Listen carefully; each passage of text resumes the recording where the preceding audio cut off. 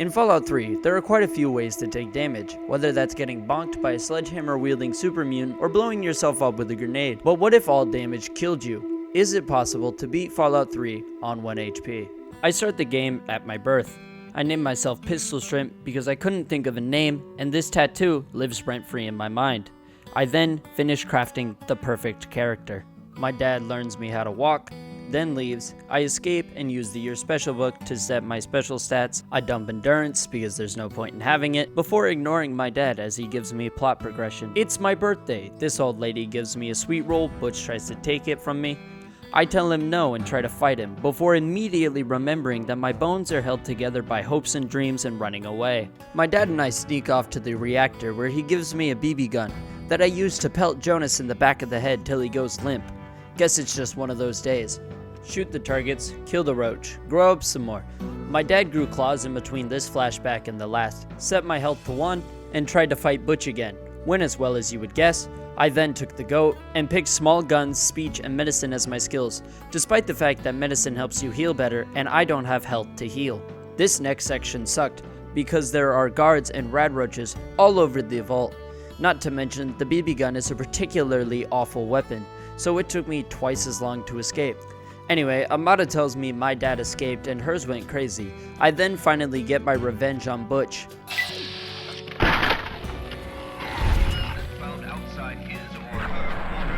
Open the Overseer's tunnel and finally escape the vault 1 hour and 7 minutes into the recording.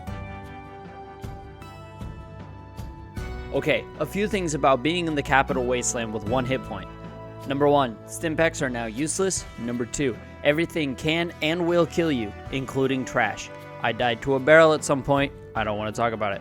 Number 3, the sound of an enemy with a ranged attack is now enough to give you a mild heart attack. Now that we have some ground rules, I start making my way to Smith Casey's garage, which took longer than it should have due to the inability to take damage.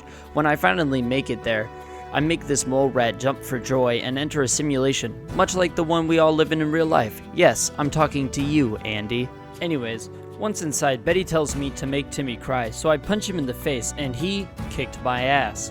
So I reload, do it again, this time I am victorious.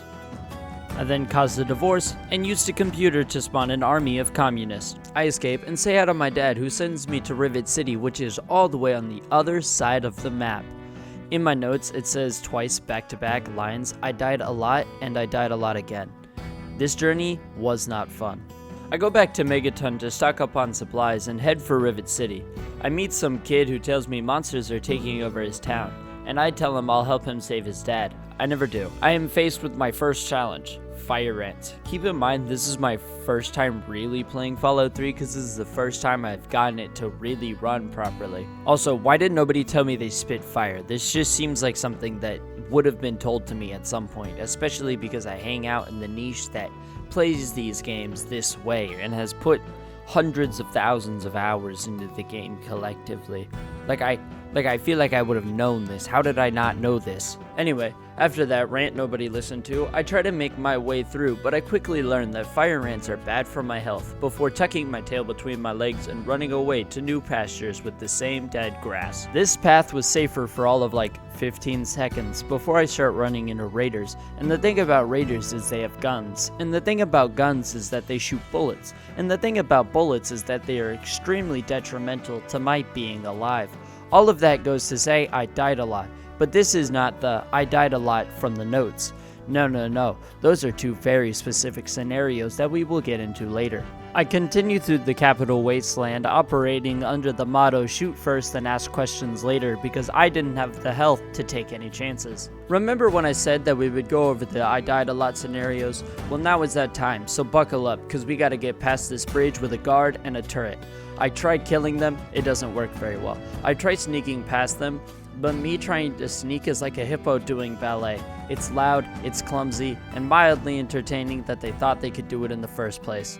As a final Hail Mary, I pray to RNGesus and try to run past them, avoiding the gunfire. But apparently somebody pissed in his Cheerios because he rained on my parade harder than in 2005 near the New Orleans area. I then tuck my tail and run away for a second time in this recording, before making it to the I died a lot again scenario. This one is different. I killed a mercenary, but his friends are waiting around the corner and one of them has a rocket launcher. I'll save you the details of this one.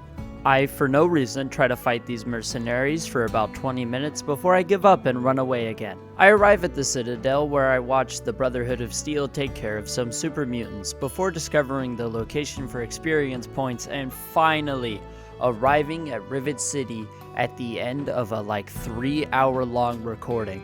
I head inside to start trading, steal the shotgun, and speak with Dad. Jefferson Memorial time. I take out the guards outside all stealthy-like with the loudest gun I own. I then head inside where I am killed by this super mutant, and I could not let that stand, so I crippled his legs with landmines and pelt him to death with my BB gun. It felt justified at the time. I'm not so sure about it anymore. I press on, fighting through the super mutants until I get to the Brute. The Brute in the basement with a sledgehammer kept bludgeoning me into a comatose state, so I had to eventually retreat back to Rivet City for shotgun shells, filled the Brute with a couple rounds of buckshot, and finished clearing the Jefferson Memorial. Dad then sends me on a bunch of fetch quests. I end up in a pipe, the Enclave show up, and I spend the next 10 to 15 minutes trying to kill this one Enclave soldier. But his head was too wiggly, which made it very hard for me to use my hunting rifle to detach it from the rest of him. And he kept killing me over and over and over again. At some point he killed me so good my head got stuck in this pillar. After what felt like a year, I had finally got him. I dare you. That's right. I dare you. My celebration is short-lived because Colonel Autumn had to come in and be all antagonistic and start shooting at people. My dad joins my dog in the big farm in the sky, and I escape into a tunnel to the Citadel. Once inside, I get to play babysitter for some scientists.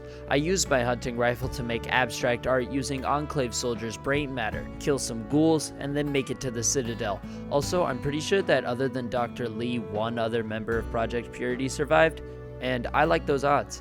I speak with Rothschild. He gives me access to a computer. I use the computer to find out Vault 87 has the Gek.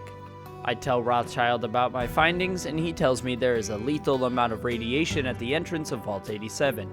Now, normally I'd be excited to be horribly mutated, but in my current state I can take less of a beating than a housefly, so we're gonna go the Little Lamplight route. I forgot to mention this because it wasn't in my notes, but this is also where I don my Ned Flanders cosplay.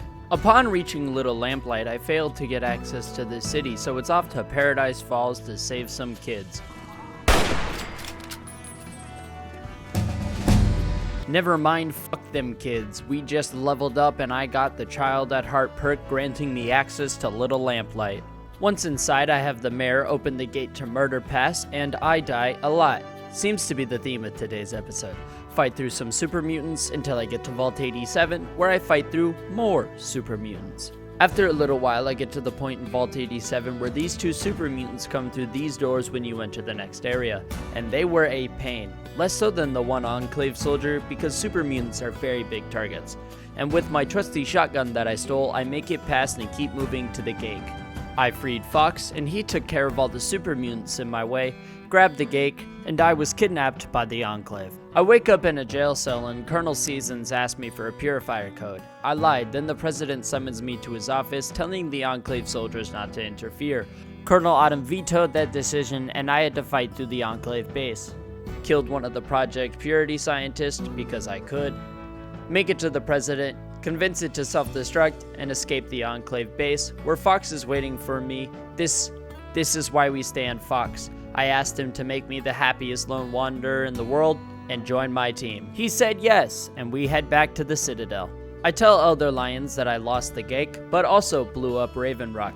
He decides that we must storm the Jefferson Memorial right now. Sentinel Lyons asks if I want power armor, but I tell her no, and I stick with my Ned Flanders cosplay. And I get to babysit a giant communist fighting robot. And I swear, Liberty Prime has the best one-liners in video games. Death is a preferable alternative to communism. But He's also broken. I fight through the Enclave until I get inside, where I try to fight these soldiers guarding the front entrance until I remember that I'm basically useless and hide in the corner. After a little while, I finally make it to the control room, where I pass the speech check to get Colonel Autumn to stand down, and then I shoot him for some reason, and he kills me. I still have no idea why I did that.